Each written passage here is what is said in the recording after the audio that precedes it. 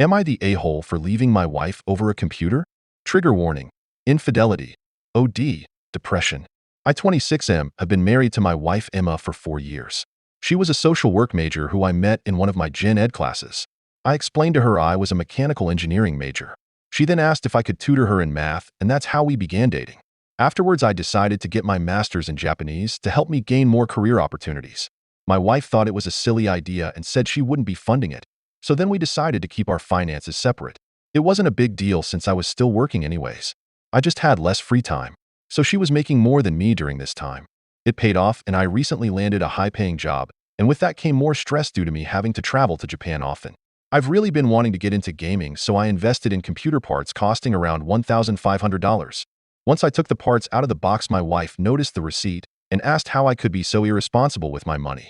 She assumed I still made the same amount, but when I told her that I make triple that amount, she began giving me the silent treatment. During this time, I began to notice my things were going missing. I wanted to go fishing with some friends one time, and when I was looking for my rods, she must have noticed and said she had given them to her uncle. I told her not to take my stuff without asking, but didn't mind too much because they were old. So I just bought some more. Another time, I was about to go to the gym, and I was looking for my pre-workout. I always keep 3 jars. I luckily had a can of Monster, and that helped. I asked my wife when she got home from work, and she said she gave them to her cousin. I asked her to reimburse me because they cost $50 a jar. She said I made enough to replace them and just ignored me for the rest of the day. One day when she thought I was asleep, she was talking to someone on the phone explaining how she's going to move my parents into our house. She hadn't explained this to me. We only have 3 rooms. One is her office, one is my office/game room, and the other is our bedroom. She told the person on the phone, who I assume is her sister, that she's going to give my gaming setup to her brother to make room and that I'll get over it eventually. So today, I left work early to catch her in the middle of her plans. And when I walked into our apartment, she and her brother were then placing everything into a box.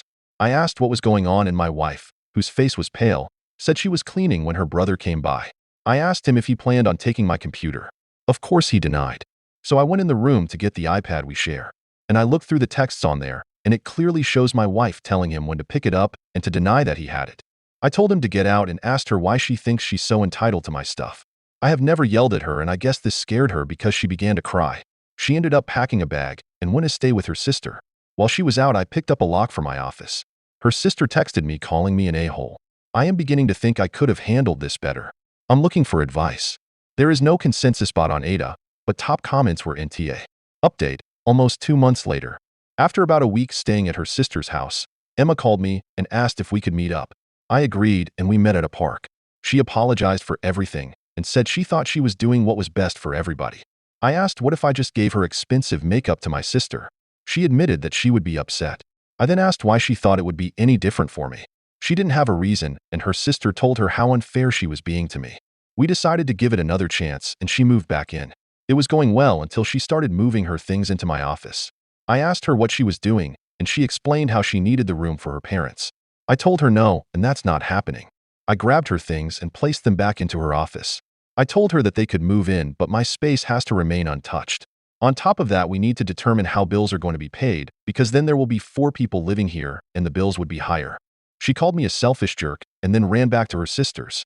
I guess her sister told her she was being inconsiderate once again. And apparently they got into an argument because the sister refuses to take their parents in and said she's tired of hearing about her problems. I agree with her. Her sister has 4 kids. Her sister called and told me everything and said that Emma went to her parents' house. I tried to call her, but she ignored my phone calls for 2 weeks. I decided I couldn't live like this, so I filed for divorce and handed it to her at her parents' house. She called and begged me to forgive her. I told her I'm not sure if I can. She refused to sign it until we go to counseling. I refused and said she had 2 weeks to suggest that. So now I live alone. She still refuses to sign the papers, but that doesn't stop the divorce, it just makes it harder. Update 2, 1 month later, 3 from OG post. So Emma was cheating on me. The rods and pre-workout didn't go to her family, it went to her affair partner. I found this out when her parents invited me over to their house. When I got there, Emma looked sick, like she hadn't eaten for days. Her parents asked why I kicked her out, and that me neglecting her is taking a toll on her mental health. Emma sat there silently crying. I explained that I never kicked her out, and Emma refused to talk to me for weeks before I sent the divorce papers. I showed them text of me practically begging her to come home, so we can talk it out. I asked Emma what did she tell her parents. Her dad chimed in saying that I went back on my word about letting her brother stay with me. I asked what were they talking about, and the reason we got into an argument is because they were supposed to move in. Emma ran to her room before she could be questioned. Her parents explained that they were happy with their home and had no plans to leave. I then showed them the text from her sister, Mary, explaining how Emma was mad at her because she couldn't take her parents in. They were confused. I was confused. So her parents called Mary to have her explain. Her brother, Jake, was also there. Jake just explained everything. Emma was cheating on me. Jake caught her and kinda blackmailed her. So he was a freshman in high school, and we live in a better district where basketball recruiting is more likely to happen. Emma thought I would be more inclined to say yes if I thought it was her parents moving in. Emma's parents called her downstairs immediately. She was listening and began to tell her side. Her affair partner's wife found out, so he thought that relationship was over because she kicked him out the house. He convinced Emma to quit her job because he got a job opportunity in a different state. But he was secretly meeting with his wife, and they got back together. He hadn't put in his 2 weeks yet, so his life resumed normally.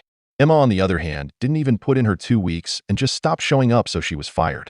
And when her AP told her it's over, she went into a depression and tried to call me so we can go to counseling. I told her it's over and asked that she sign the paperwork so this divorce can go smoothly. She begged for another chance, but I just left her crying. Her parents informed me later that night that Emma was in the hospital from an OD of pills. I just ignored it. Her dad is asking that I come visit to show I care. I texted back I don't care. I don't know what to do. The moment I found out about the affair, I fell out of love. But I feel cruel not going to visit her. Second story. Am I the a-hole for not inviting the person who essayed me to my wedding? Trigger warnings. SA, child abuse, emotional abuse and manipulation, delete of a loved one, miscarriage, depression, trauma. Original post I, 23M, was SA by an aunt for years. It lasted until I was 6 through 14 and finally had the courage to fight back. I told my mom about it when I reached my senior year in high school, and she seemed supportive at the time. Skip to years later, where I am currently at now. I am getting married to CJ, 22F, after 5 years of being together. My wedding is in June of this year, and I invited all my close family and friends. Last week, my mom asked me if I could possibly invite my Aunt Kay, the one who essayed me, to my wedding. I, of course, told her no and asked why would she even suggest that? She then told me that she and Aunt Kay have been speaking for the past 6 months, and Aunt Kay tried to apologize to my mom about the incident and even tried to justify it by saying, I was just teaching the boy for when he gets a wife. And my mom agrees with her. I flipped out on her and said some things, but my mom said some things that were even worse. She's now threatening me that she won't come to my wedding unless I invite Aunt Kay, and her side of the family is taking her side as well. Currently, my brother, dad, and fiancé are on my side in this, but my fiancé's sister thinks I'm the a-hole for not forgiving my aunt and I should invite her. Am I the a-hole? Reddit? Edit. Sorry that I can't reply to all the comments. I'm just so tired at this point, not gonna lie. AITA has no consensus bot. Based on the comments, OOP was NTA. Relevant comments. Just me 518 honestly. If your mom is agreeing with your abuser, it might be time to cut her off as well. I have been known to injure anyone who hurts my child. What the fuck? OOP, it's gonna be hard cutting off my mom NGL, but thankfully I have my dad, so no stress, right? Patient underscore meaning underscore 2751 OMG. This is insane. NTA. Why is the fiancé's sister even chiming in? If the shoes were reversed, would she invite an uncle who essayed her? If it is not too late to report your aunt and have her prosecuted, especially considering how unrepentant she is, I say do it. She should not be allowed around children. OOP, I tried to get her reported, but the police never believed me. Peachman's NTA. Your mom and anyone who agrees with her needs to be disinvited. I would go no contact with them all, especially your mom. I think it might be essential to strongly consider hiring security for your wedding. I know some guests might find it strange, some might even ask you about it.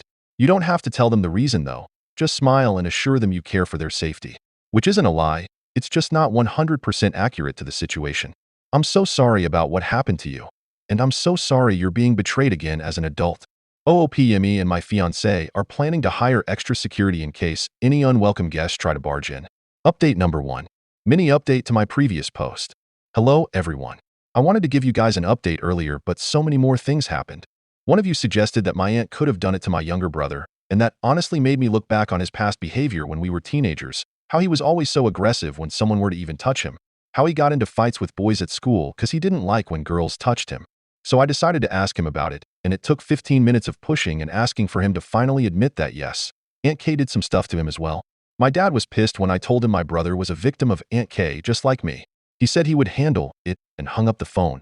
After that, I decided to have a talk with my fiancé's sister and give her more context on what happened between my aunt and me. To say she was sorry is an understatement to say the least. She thought I wouldn't invite my aunt cause of something petty that happened back then, and that's why she said all that. She's completely on my side now as well as the rest of my fiancé's family. That's all I have to say for now until something else comes up. See you later, Reddit. Relevant comments. Midnight Margarita, I hope you're going no contact with your mom. I'm assuming her and your father are divorced? OOP, yes, they divorced back when I was 15. Update 2, hey everyone.